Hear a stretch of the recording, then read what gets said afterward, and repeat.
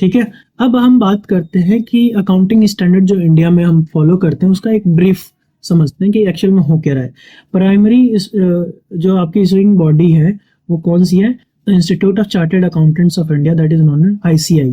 तो आईसीआई के अगर आप सीए बनते हो तो उसको आपको आईसीआई के अंडर ही वो लाइसेंस मिलता है and then you become the professional auditor. Government का रोल क्या है? Central government also issues standards, companies accounting standard rules 2006।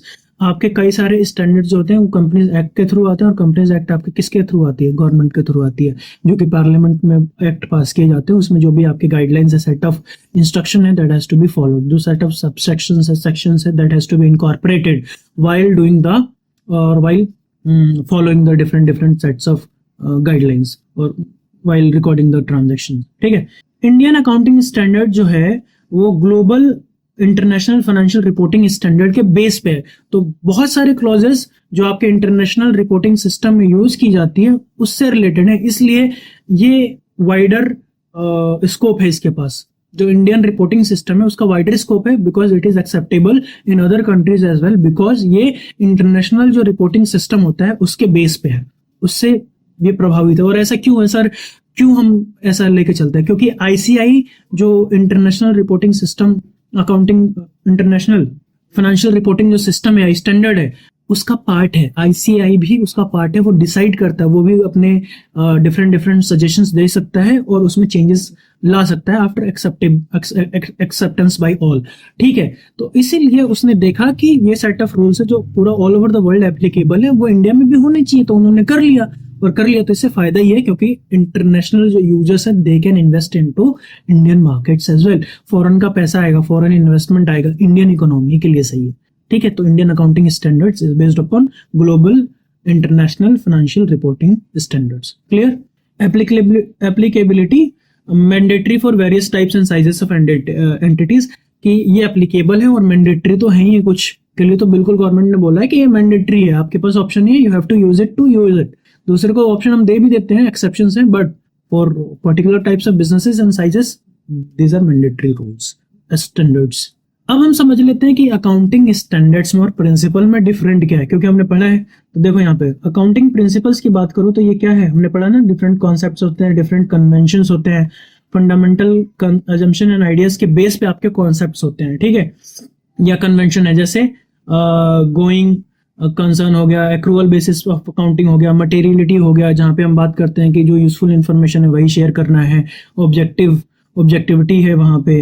तो the word why of accounting is given by which authority और by which system? It is given by the accounting principles, right, जिसको आप broad theoretical guidelines बोलते हो। इसको क्या बोलते हो? ब्रॉड थ्योरेटिकल गाइडलाइन, कि why you should do this, why you should do और follow this rules that is being given by the accounting principle. अगर मैं अकाउंटिंग स्टैंडर्ड्स की बात करूं, it specifies the rules and procedures. जो आपके accounting principle है, सेट ऑफ गाइडलाइंस है, सेट ऑफ रूल्स है, बट उस set of different guidelines and set of rules में से कौन सा आपको एक्चुअल में यूज करना है, that is being given by the accounting standard. समझ में आया क्या अंतर है? अकाउंटिंग प्रिंसिपल क्या कहता है? कहता है ये सेट ऑफ रूल्स है, ये सेट ऑफ गाइडलाइंस है, ये सेट ऑफ अजम्पशंस है, ये कन्वेंशंस है जिसको आपको फॉलो करना चाहिए अपने बिजनेस में। अकाउंटिंग स्टैंडर्ड क्या कहता है? ये सेट ऑफ रूल्स है, ये गाइडलाइंस है, बट इनमें से सिर्फ यही चुनिंदा कुछ आपको यूज करना है, बिकॉज ये यूनिफॉर्मिटी देंगे। फ्लेक्सिबिलिटी तो कम है, बट यूनिफॉर्मिटी होने की वजह से कंपेरेबिलिटी ज्यादा है ना। कंपेरेबिलिटी का ऑप्शन मिल जाता है यूजर्स के पास, and they can compare, understand and take decision. So it states the how to implement accounting in practice. Detailed instruction, ये क्या theoretical knowledge है, और ये detailed instruction है, step by step process, that is how you have to record something, and that is what has to be kept into mind while doing the processes, right? Analogy क्या है? Principles are the laws of science, ठीक है। Standards are the specific engineer blueprints. अगर मैं science से इसको compare करूँ तो साइंस में डिफरेंट सेट ऑफ प्रिंसिपल्स होते हैं, right, that has to be incorporated while doing the experiments. उसी तरीके से कुछ प्रिंसिपल है जो अकाउंटिंग में फॉलो किए जाने हैं। ठीक है। ये डिफरेंट सिद्धांत है जिसको आप अप्लाई कर सकते हो और जिनको आपको दिमाग में रखना चाहिए अपने बिजनेस को के ट्रांजैक्शन को रिकॉर्ड करते हुए। बट स्टैंडर्ड्स क्या है? वो कहते हैं कि डिफरेंट सेट ऑफ प्रिंसिपल्स है, बट स्टेप वाइज प्रोसेसेस क्या है वो हमने दिया है अकाउंटिंग स्टैंडर्ड। तो प्रिंसिपल क्या है, एनालॉजी है, मतलब एग्जाम्पल ये क्या है डिफरेंशिएट करने के लिए, analogy means nothing but the example, right. तो principle are the laws of science और स्टैंडर्ड्स क्या है, ये set of step wise blueprints है। जैसे आपका मान लो कि सिलेबस है, आपका सिलेबस है, आपके ग्रेड 11 या ग्रेड 12 का सिलेबस है, वो बोलते हैं ये टॉपिक होना चाहिए, बट ब्लूप्रिंट क्या कहता है क्वेश्चन पेपर का, कि इस चैप्टर में से इतने मार्क्स का ही आना चाहिए और इसमें से इतने मार्क के इतने क्वेश्चन होंगे, इतने मार्क के इतने क्वेश्चन। ब्लूप्रिंट अगेन, तो अकाउंटिंग स्टैंडर्ड ब्लूप्रिंट है कि आपके इस स्टेप में ये मेथड यूज करना है, इस स्टेप में ये, इस स्टेप में ये मेथड यूज करना है, राइट। हाँ, तो ये आपका अकाउंटिंग स्टैंडर्ड है और जो ओवरऑल एप्लीकेबिलिटी है वो आपके प्रिंसिपल्स है, ठीक है। इम्पैक्ट ऑन फाइनेंशियल स्टेटमेंट्स पे क्या इम्पैक्ट पड़ता है अकाउंटिंग स्टैंडर्ड्स के होने का।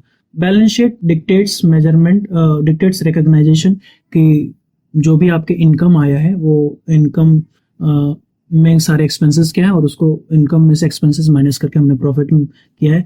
फिर मेजरमेंट उसकी मॉनेटरी टर्म में होती है, प्रेजेंटेशन कैसे करनी है एसेट की, लायबिलिटीज की, उसका प्रोफॉर्मा क्या है, कितने एसेट्स होंगे, कितनी लायबिलिटीज होंगी, कौन कौन से एसेट्स किस मेजर हेड्स में आएंगे नहीं आएंगे, वो सारी बातें।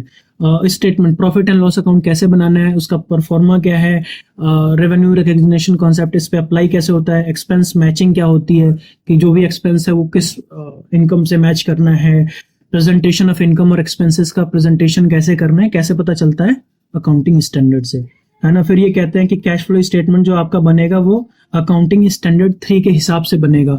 एक रिवाइज्ड है, पहले ये कुछ दूसरे मेथड यूज करते थे, बाद में इसको अपडेट किया गया एंड दे सेड कि अकाउंटिंग स्टैंडर्ड 3 का ही यूज करना है कैश फ्लो स्टेटमेंट बनाने के लिए।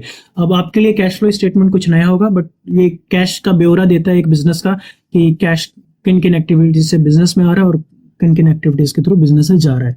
फिर नोट्स टू अकाउंट्स, ये बोलता है कि नोट्स टू अकाउंट्स बनाना है जिसमें स्पेसिफिक डिस्क्लोजर करना है कि बिजनेस में आने वाले टाइम में कौन कौन से लाइबिलिटीज हो सकती हैं, कौन कौन से एक्सपेंसेस कर सकती हैं, ठीक है, कौन कौन से ऐसे मेजर डिसीजंस ले सकते हैं। कंटीजेंट लाइबिलिटी में नहीं आएगा, वो फ्यूचर रिलेटेड प्रोजेक्ट्स में आ सकता है, बट कंटीजेंट लाइबिलिटीज में आपके आ सकते हैं कि क्या बिजनेस के प्रोबेबल लॉसेस हो सकते हैं, क्या खर्चे हो सकते हैं जिसमें बिजनेस को ये देना ही पड़ सकता है, खर्चे करने ही पड़ सकते हैं, राइट।